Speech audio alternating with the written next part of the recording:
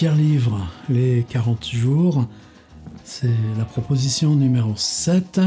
On est comme celle d'hier, 6 propositions, on a commencé à prendre de la matière, spatialiser, organiser des choses cinétiques d'écriture, et puis la question de la carte, plan, carte, guide, est-ce qu'on fait attendre ou est-ce que tout simplement on s'y balance? Ça y est, c'est en route depuis hier, toujours dans le même esprit. C'est pas le problème si vous prenez le train en marche, c'est pas le problème si vous avez laissé un exercice, mais surtout si vous vous embarquez dans une idée, tout ça pour vous est dans le même fichier, donc vous pouvez reprendre un truc d'il y a 3 jours, celle d'hier sur les cartes, vous pouvez continuer de l'écrire, mais moi, pourquoi le même point de départ? Parce que je m'étais dit à un moment donné, le récit, comment il devient fiction? Comment la fiction, pour s'établir, a besoin aussi de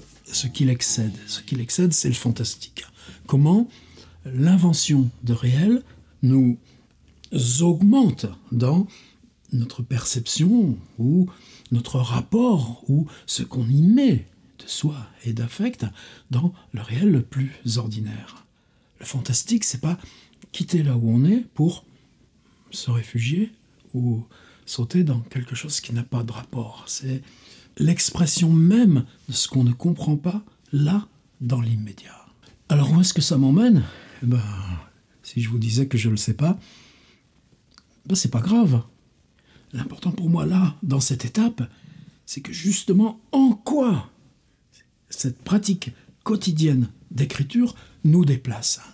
Et pour qu'elle nous déplace, dès maintenant, on positionne aussi quelque chose qui tiendrait plutôt des points d'arrivée. Écrire du fantastique. Alors, quelque chose qui me tracassait. Les villes, c'est le sol. Les mondes souterrains, ils sont inventés, par exemple, dans Jules Verne. Les mondes souterrains, ça existe depuis longtemps dans la littérature. Prenez Jules Verne, par exemple, les Indes noires. Ce monde de mines, loin sous la surface. Plus, évidemment, voyage au centre de la Terre. C'est quoi l'invention radicale de Victor Hugo dans Les Misérables? Pouvoir se déplacer sous la ville, par les égouts. Est-ce que dans Balzac, par exemple, vous avez quelque chose d'équivalent? Non. Est-ce que dans Flaubert, vous avez quelque chose d'équivalent? Non. Par contre, nous, notre compréhension de la ville, elle est au-dessus et en dessous de la surface également. Ça, c'est quelque chose que pour moi, j'avais dans l'idée qu'il fallait qu'on explore. Si on vous met dans un métro, peut-être vous êtes à Prague et que soudain va vous assaillir que cette odeur-là, c'est précisément l'odeur qu'avait le métro de Paris dans votre enfance. Il y a si longtemps que vous ne l'aviez pas retrouvé. Mais n'importe où ailleurs, le bruit, les odeurs, l'environnement d'image, le métro à Montréal, il n'est pas le même qu'à New York. Je parle du métro, mais ces galeries, les centres commerciaux, je ne vais pas revenir par exemple sur l'organisation de la Défense, c'est assez bizarre puisqu'on voit cette espèce d'énorme vaisseau des années 70 pensé comme une île circulaire dans laquelle justement on accède par le bas avec le RER et le métro, et puis en même temps toute cette perspective de la Grande Arche, et puis ce palais, le CNIT, avec sa dalle qui incarnait le futur là, dans les années 70. Il a pris un petit coup dans le bec, le futur. Et puis ces grandes tours qu'on ne reconstruit pas à la même place, mais par exemple EDF en est à sa 3e ou Total à sa 2e. Les tours se reconstruisent en se déplaçant, en tournant autour de cette île. Et puis c'est cette dalle elle-même qui fait à peine 35 cm d'épaisseur, mais qui surplombe 40 mètres de vide. Est-ce qu'on va en parler parce que c'est là ? Non, c'est pas ça ma démarche.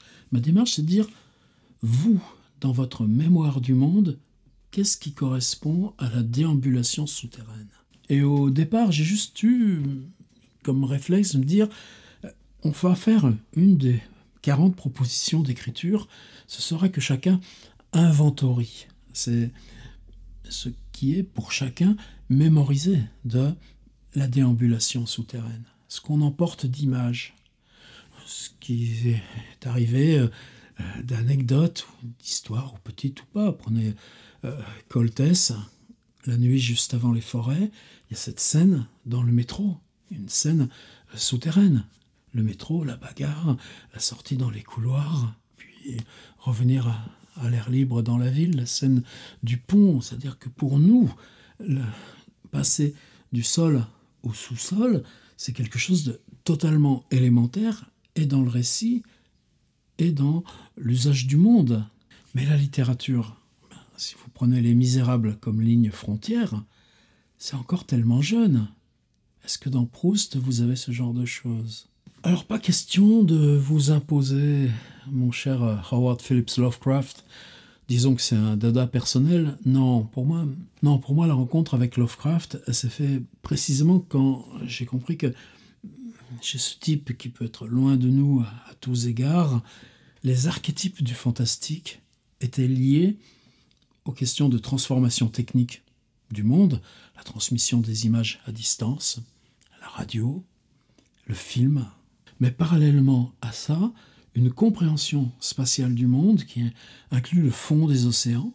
Mais ça, c'est aussi 1925-1926, les premières explorations dans un moment où quand un bateau s'en va dans les zones des Galapagos, pendant 15 jours ou 10 jours, on ne peut même plus le contacter par radio, ou précisément que quand Manhattan se développe, le développement se fait sous la terre comme il se fait au-dessus. Et ces archétypes du fantastique chez Lovecraft, elles se rejouent comme elles se sont toujours jouées dans le fantastique par ces figures transformées de la ville.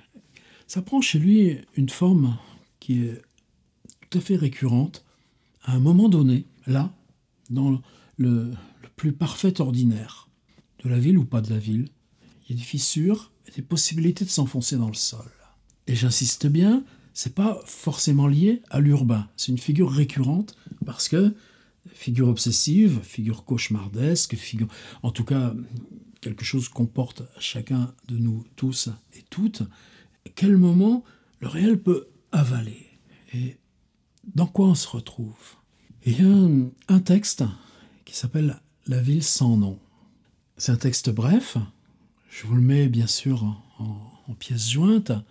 Et je vous dis, c'est pas pour vous amener chez Lovecraft, c'est juste pour prendre chez lui, on prend une petite pipette, on attrape l'idée, et cette idée, on se l'applique à ses propres images. On se l'applique en tant qu'archétype. C'est-à-dire, ça aussi d'ailleurs Lovecraft l'a théorisé et l'a mis en pratique. C'est pour ça que j'aime énormément, vous savez, son recueil de notes qui s'appelle le Commonplace Book de 1919 à 1934. Pendant 15 ans, il collectionne un peu plus de 200 idées de récits qu'il pioche comme ça, même chez Maupassant, chez Ambrose Bierce, chez Dunsany, et il attrape ces idées, il les sépare du texte, au point qu'il a un autre carnet en 1933 où il fait ce que j'appelle des compressions, c'est-à-dire qu'il écrit en 5 lignes le pitch fantastique de la nouvelle qu'il vient de lire, y compris Edgar Poe, et ce pitch compressé, là, on a une sorte de petite matrice, l'image de Proust, là, de ces fleurs japonaises qu'on immerge dans l'eau transparente d'une assiette qui se redéploie. C'est comme ça qu'il travaille. Est-ce qu'on peut lui prendre ce mode de travail?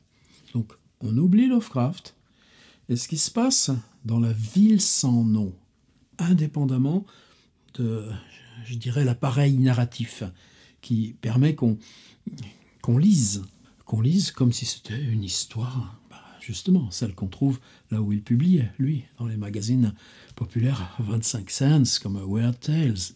C'est quoi La ville sans nom? On va descendre, et puis descendre, et puis descendre.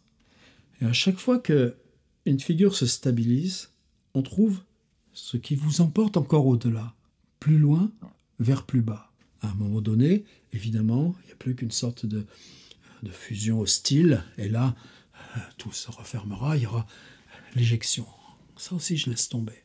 Ce qui m'intéresse, c'est ça. C'est qu'on écrit une descente, et cette descente, à quoi elle mène? justement, elle a mené à rien d'autre qu'à elle-même, eh bien, on réenclenche une autre figure. Et moi, ce serait ça, ma proposition. Monde souterrain, image souterraine, ville ou pas ville, les caves de l'enfance, pour moi, sont quelque chose qui sont toujours extrêmement présentes, y compris dans les rêves. L'exploration d'un sous-sol. Oh là, la fois où on est descendu, on a pu réussir à entrer dans le sous-sol du lycée parce que une porte d'ordinaire cadenassée était restée ouverte. Non, c'était à l'école d'ingénieurs, les arts et métiers d'Angers. Puis on y a fait des belles découvertes. Et oui, là, il y a du fantastique. Prenez Orsay, faculté ultramoderne. Waouh, le fleuron de la France, Saclay, Université Paris-Sud, on l'appelle maintenant. Bien, il y a un institut d'optique, et qu'est-ce que c'est important? Principal lieu de recherche en France. Ben, il a déménagé dans un bâtiment neuf. L'ancien, bon, c'était quoi? Des petits immeubles de 4 étages, tout, avec des petites alvéoles étroites. C'est normal, c'est le moment où on les a construits, c'était dans les années 70.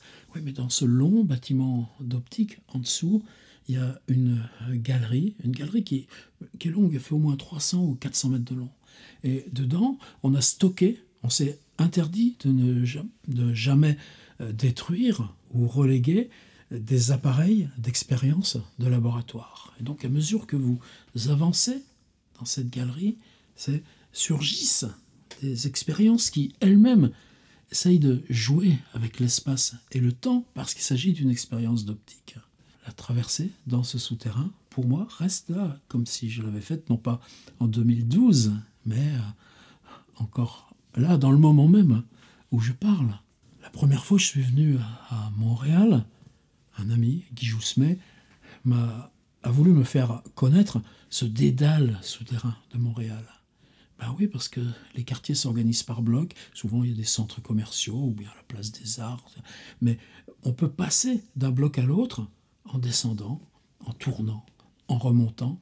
Et ceux qui connaissent Montréal bien savent quelle petite échoppe ils peuvent s'adresser, à quel moment on peut rejoindre telle station de métro ou bifurquer pour rejoindre la grande allée qui mènera à la gare.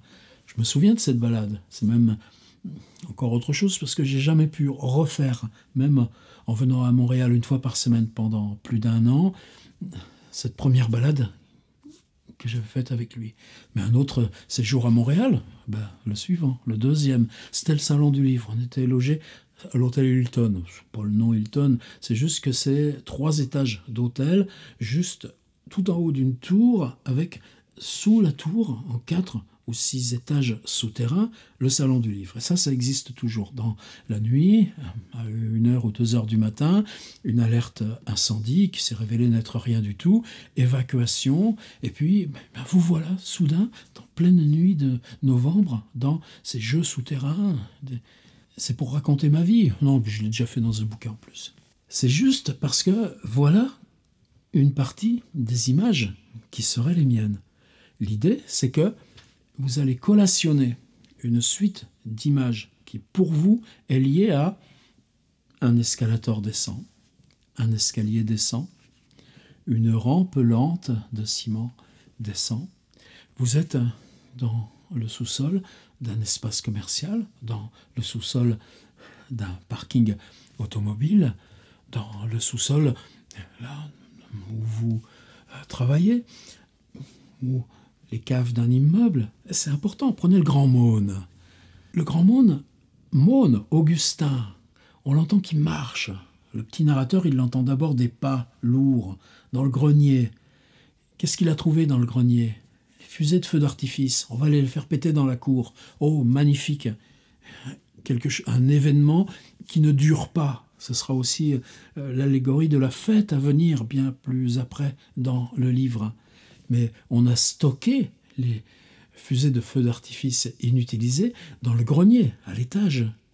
Aujourd'hui, dans les logements ou les maisons modernes, est-ce que vous stockez à l'étage? Non, on revend, Boncoin et autres. Et puis, s'il y a besoin, on peut racheter d'occasion. Et si on doit stocker, on stocke à la cave. Dans chaque immeuble, on a la cave numérotée. Et si j'attrape le Madeleine Project de Clara Baudou, vous savez ce qu'on peut faire avec l'imaginaire, simplement, de ce qui est anonymement conservé dans une cave. Alors, je ne vais pas plus loin, vidéo brève, c'est quelque chose qu'on stocke pour ce qui va venir après, tout ce qui est souterrain, tout ce qui est sous-sol, images dispersées, sans se poser de questions. Par contre, si on les organise, non pas comme juxtaposition d'images, mais comme, chaque fois, une image, et puis pour atteindre la suivante, on descend. Et encore, pour atteindre la suivante, on descend. On va descendre, descendre et descendre. Et là va se créer le fantastique par ce surgissement de monde qui, chacun, n'advient que par souterrain débouchant sur un souterrain et ouvrant sur un souterrain avec ces jeux permanents de niveau. Ça vous va? Ouais. Chacun d'entre nous en entraîne quelques-unes de ces images. Voilà, la question du dessous. C'est important parce que littérairement c'est encore neuf et ce qui est spatial, nous-mêmes on l'organise plus comme surface que comme verticale. Cette verticalité, on sait la porter pour une tour, il faut que ça embarque le dessous. Regardez, par exemple, les représentations des arbres. On dessine le sol, l'arbre est dessus. Il en faut un chemin mental pour comprendre que l'arbre, il y a peut-être la surface du sol, mais l'arbre, il est en dessous, y compris dans ses propres communications inter-végétaux, qu'au-dessus. C'est cette démarche-là que je souhaite qu'on fasse pour la ville. Donc ça vaut pour la spatialité, la perception au-dessus du sol et sous le sol d'un même bloc, et que le récit emmène tout ça. Est-ce que certaines d'entre vous ont souvenir d'avoir visité le World Trade Center avant le drame? Parce que ceux-là, ils comprendront aussi. En tout cas pour moi, là, dans cet exercice, il y a ça là, qui est présent. Et deuxième chose, la question de la fiction et du fantastique. C'est que nous, les images sont juxtaposées et on pique juste à Howard Phillips Lovecraft. Laissez-le où il est. C'est mes affaires, c'est pas les vôtres. Mais vous prenez cette idée que ces images juxtaposées, on peut les organiser comme une descente de l'une à l'autre. Et qu'à ce moment-là, le fantastique, est-ce qu'il résulte de l'image et de la matière que vous avez collectée, ou est-ce que le fantastique ne résulte pas seulement de l'organisation formelle que vous lui imposez? Descendre, descendre et descendre. Voilà, c'est ce que je voulais vous proposer aujourd'hui, juste comme texte d'appui, juste pour que vous voyez ce mouvement descendre, descendre, la ville sans nom de Lovecraft.